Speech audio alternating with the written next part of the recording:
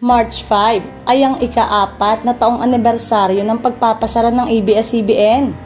Inamin ng ABS-CBN Studio na wala pang plano sa ngayon na makakuha ng bagong prangkisa higit sa 4 na taon matapos hindi ito mapagbigyan ng kamera na makapag-renew ng prangkisa.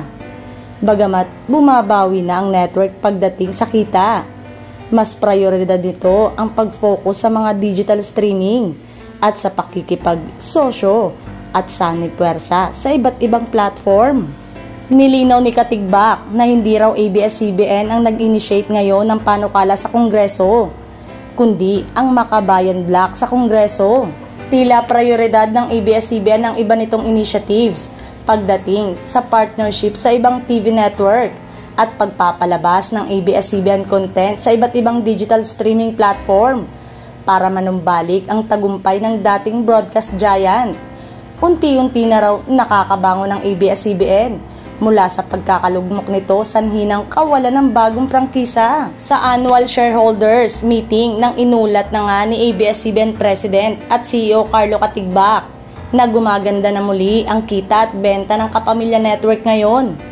Kaya nanunumbalik ang gumagandang kita at benta ng ABS-CBN dahil sa paglikha ng magagandang programa at sa pag-e-air nito sa iba't ibang platform at network sa Pilipinas at sa buong mundo.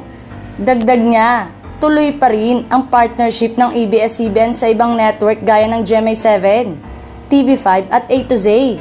Gayon din sa pagpapalabas ng ABS-CBN content sa streaming platform gaya ng Netflix, VIU at I1TFC.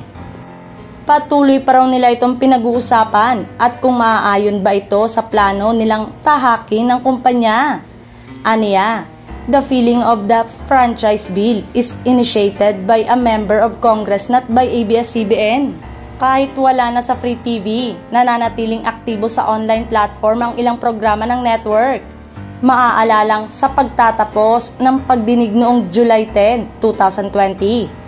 Tuluyan ang pinatay ng Kongreso sa botong 70-11-1 ang aplikasyon ng istasyon. Malaki ang lamang ng yes votes sa no votes.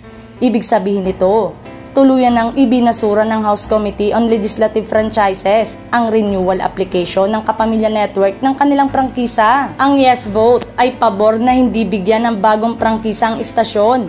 Ang no vote ay pabor na bigyan ng bagong prangkisa ang istasyon. Hindi na naipadala sa plenaryo ng Kongreso ang mga panukalang batas tungkol sa franchise renewal ng ABS-CBN. At doon na rin nagtapos ang pagdinig ng Kongreso sa aplikasyon ng ABS-CBN para sa panibagong prangkisa. Kung mabibigyan man ng panibagong prangkisa ng Kongreso ang ABS-CBN, saan kayang frequencies sa TV at radio o mapapanood ang bagong ABS-CBN?